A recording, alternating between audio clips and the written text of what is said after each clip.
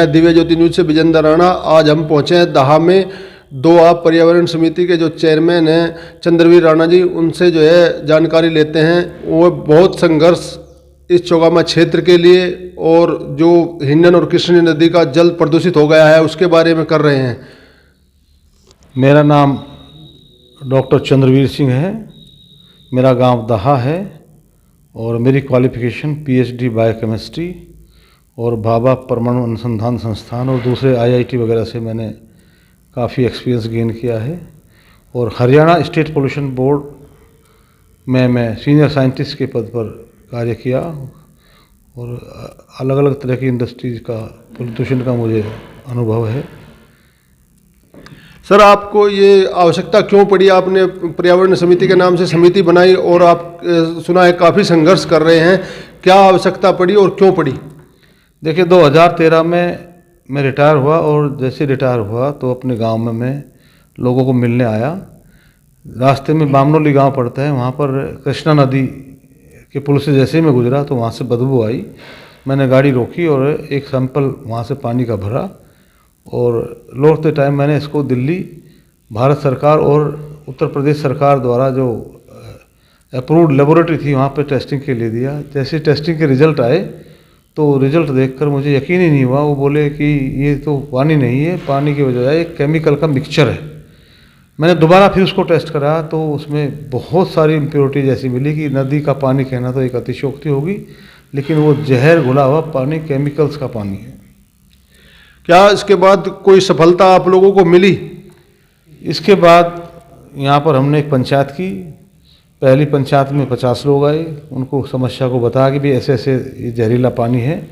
तो लोगों में बड़ी उत्सुकता हुई और उन्होंने उत्साह दिखाया।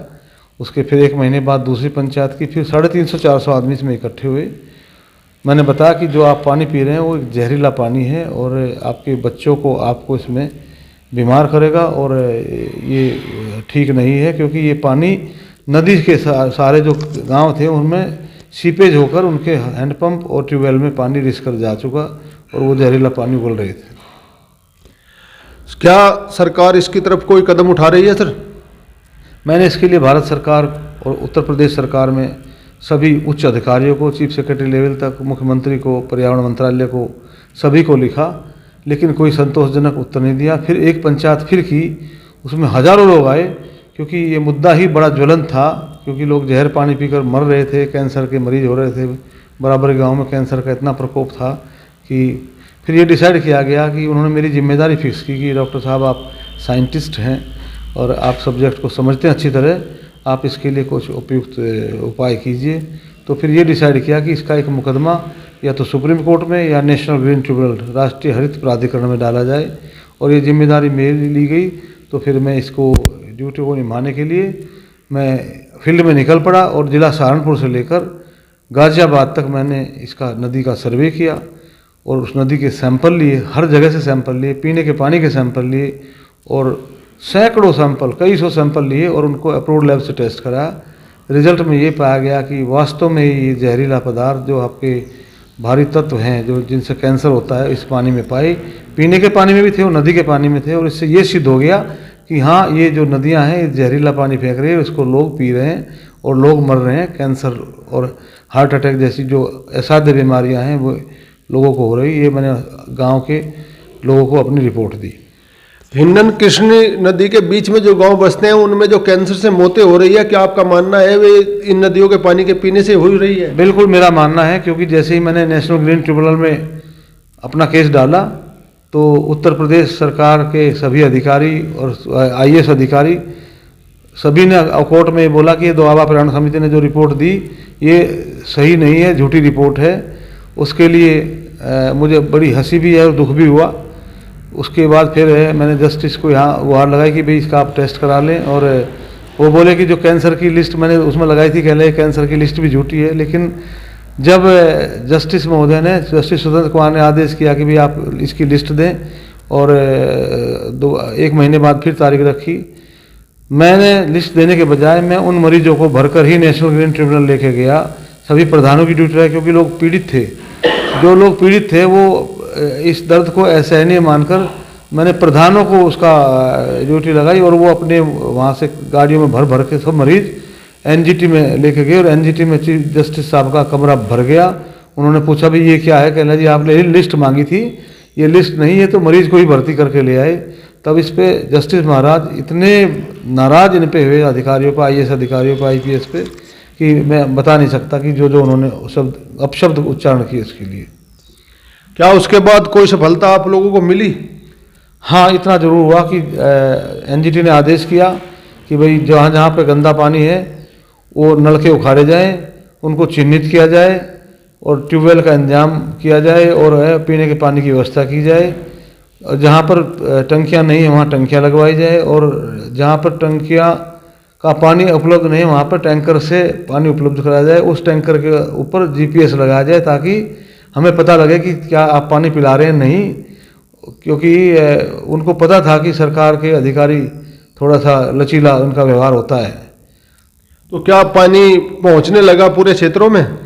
पहले बिल्कुल नहीं पहुंच रहा था, उन्होंने रिपोर्ट भी झूठी लगाई कि भी हमने टैंकर से पानी दिया, लेकिन कुल 3 टैंकर गए। मैंने जस्टिस महोदय को बताया कि सिर्फ 3 टैंकर गांव में गए, ये बिल्कुल झूठा पुलिंदा इन्होंने एफिडेविट का दिया हुआ है। उस पर जो एनजीटी के चेयरमैन थे बहुत ही नाराज हुए कि तुम एनजीटी का बेवकूफ़ बना रहे हो, और उन्होंने बड़े सख्त आदेश दिए। उसमें उन्होंने सभी डिस्ट्रिक्ट मजिस्ट्रेट और एसएसपी के ऊपर जुर्माने के आदेश भी किए थे और चीफ सेक्रेटरी को भी बुलाया था।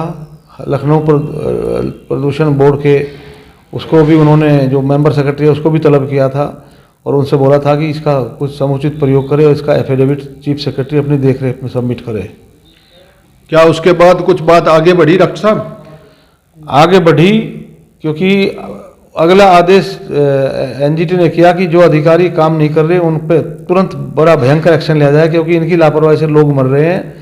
फैक्ट्रियां पानी, गंदा पानी उड़ेल रही हैं और जो गरीब मजदूर किसान है जो गांव में रहने वाले, जिनका कोई गंदे पानी से कोई दूर का सरोकार ही नहीं है, क्योंकि गांव में तो किसी की फैक्ट्री नहीं है।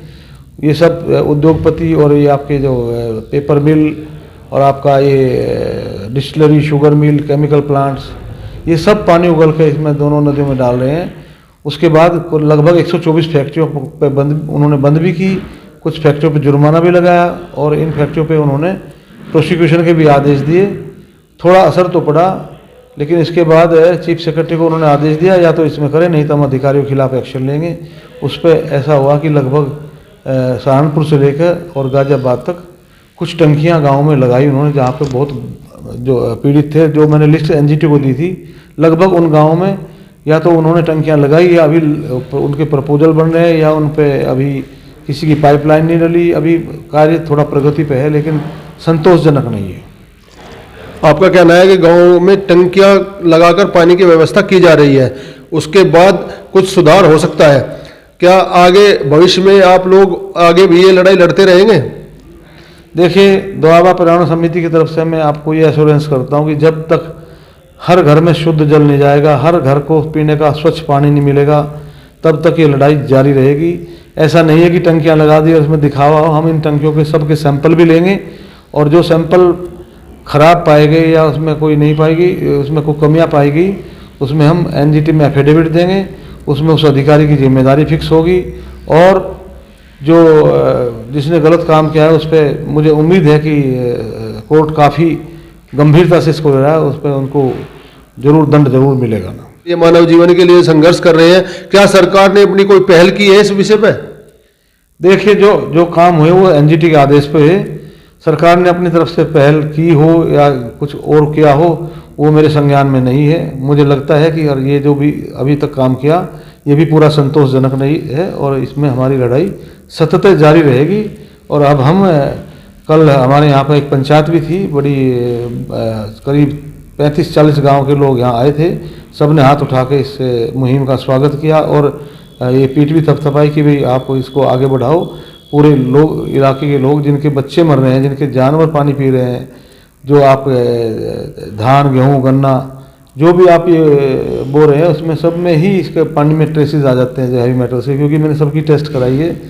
यहाँ इस इलाके का हर आदमी, हिंडन, कृष्णा और काली के बीच का हर आदमी सुबह से जहर पीना शुरू करता है। सुबह उठते ही वो पानी पीता है, उसमें भी ये केमिकल्स हैं। जो खाना बनाते हैं वो पानी, उसमें भी केमिकल्स हैं। जो अपने पौधों में देते हैं, गन्ना, गेहूँ, बाजरा, धान, मक्का, जो भी अपने अन्न जो आप खाते हैं, उसमें भी, यहाँ तक कि जो आपके जानवर दूध पीते हैं, मतलब दूध देते हैं ना, उसका जो हम दूध पीते हैं उसमें भी जहरीले तत्व मौजूद हैं, हमने टेस्ट कराया है। यानी कि इस इलाके की कुल मिलाकर पानी की तरफ से बहुत ही खैर नहीं है।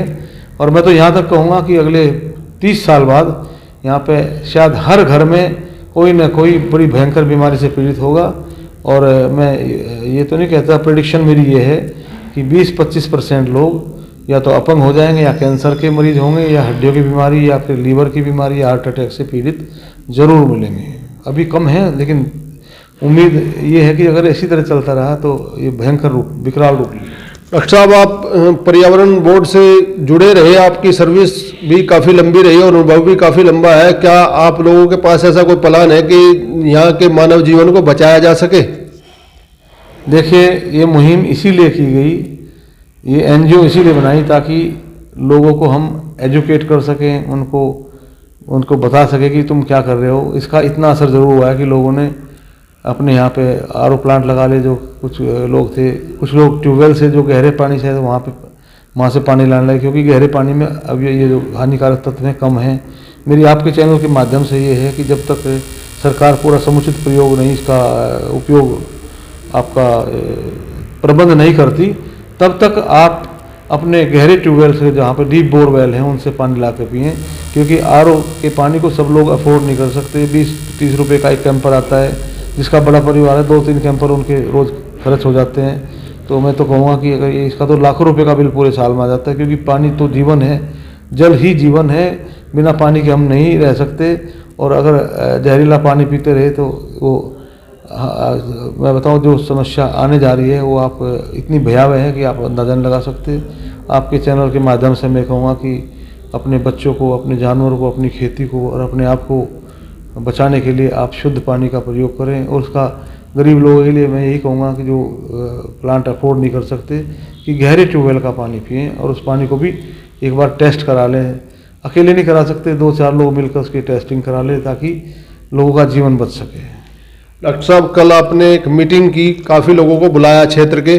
क्या आप लोग ये जिम्मेदारी क्षेत्र के लोगों को सौंप रहे हैं, सौंपना चाहते हैं, और संगठन को किस तरह विस्तार दे रहे हैं? देखिए, मीटिंग में यही तय किया कि मेरा काम टेक्निकल एडवाइस, लीगल एडवाइस देना था। वो मुकदमा एनजीटी ने हमारे पक्ष में किया और एक अच्छे आदेश सरकार को इन्होंने दिए।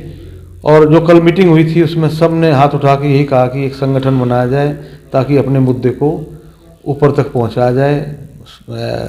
राज्य सरकार और केंद्र सरकार, क्योंकि एक भयंकर समस्या है, अगर सब लोग संगठित होकर आवाज़ उठाएंगे तो आपके मुख्यमंत्री और आपके प्रधानमंत्री जी इसको ज़रूर सुनेंगे।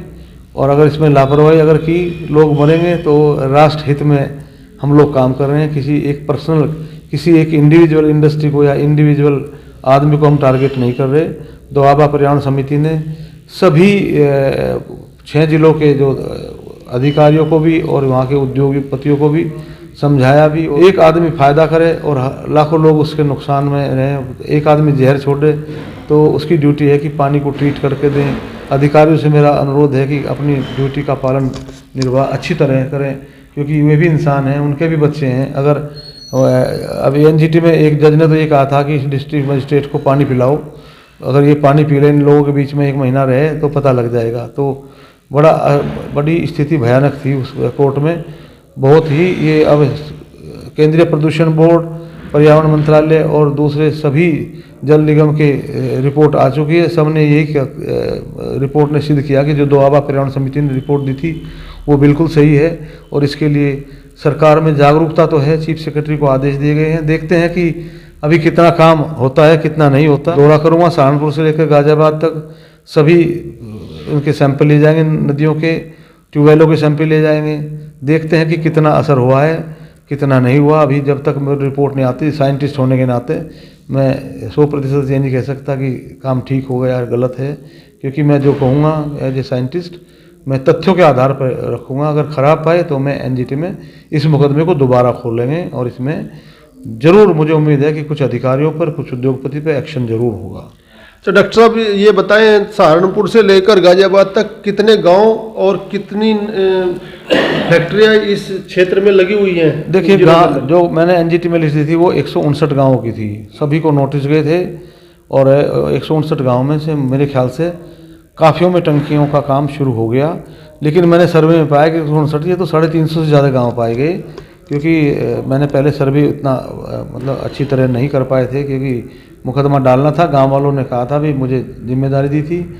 अब ज़रूरत पड़ी तो हम 350 नहीं, अगर ज़्यादा भी गांव पाए उनको दोबारा से एनजीटी में उनकी लिस्ट देंगे। और उन लोगों को मैं वादा करता हूं एनजीटी के माध्यम से, कोर्ट के माध्यम से पानी जरूर पिलवाएंगे। कितनी फैक्ट्रियां इन नदियों के दोनों तरफ लगी हुई हैं? देखिए, दोनों तरफ नहीं है, ये फैक्ट्रियाँ सहारनपुर में है, मुजफ्फरनगर में है, शामली में है, आपके मेरठ में है, गाजियाबाद में है, बल्कि बागपत में सबसे कम फैक्ट्रियां हैं। संख्या मुझे अब एग्जैक्ट ध्यान नहीं है। और ये तो आप अगर मान लिया उद्योग डिपार्टमेंट से जो प्रदूषित फैक्ट्री, वहाँ प्रदूषण विभाग से या जल निगम से या दूसरे डिस्ट्रिक्ट मजिस्ट्रेट के थ्रू आप पता कर सकते हैं कि कितनी फैक्ट्रियां हैं, कितनों ने ट्रीटमेंट प्लांट लगा लिया और कितनों अभी बाकी हैं। कुछ फैक्ट्रियां ऐसी भी जो बिना ट्रीटमेंट प्लांट चल रही हैं, जो अधिकारियों की मिली भगत उसमें मैं कहूँगा। लेकिन ऐसा ना करें, मेरा उनसे अधिकारियों से भी अनुरोध है और उद्योगपतियों से भी आपके माध्यम से अनुरोध है कि इन गरीब किसान मजदूर लोगों पर रहम खाएं कि फैक्ट्री का पानी जो गंदा छोड़ते हैं, पैसे तो कमा के वो दिल्ली मेरठ बैठ जाते हैं, अपना पानी तो वो आरओ का कैंपर भर के लाते हैं और गरीब आदमी उसको जहर को पी रहे हैं, लोग मर रहे हैं। बहुत भयानक स्थिति है। डॉक्टर साहब, एनजीटी के आदेश में क्या क्या लिखा हुआ है? एनजीटी के बहुत सारे ऑर्डर आए, इतने ऑर्डर अच्छे जस्टिस महोदय ने किए कि वो ऐतिहासिक ऑर्डर हैं। उन्होंने बताया कि जो पानी से जनित बीमारियां हैं, जैसे वाटर बोर्न डिजीज कहेंगे, अगर कोई आदमी बीमार है तो उसका खर्च का वहन, उस बीमारी का वहन सरकार, उत्तर प्रदेश सरकार करेगी। अगर कोई आदमी की डेथ इस तरह की बीमारियों से जो वाटर बोर्न है होगी तो सरकार उसके लिए प्रावधान करेगी, उसके आश्रित को एक सरकारी नौकरी देने का।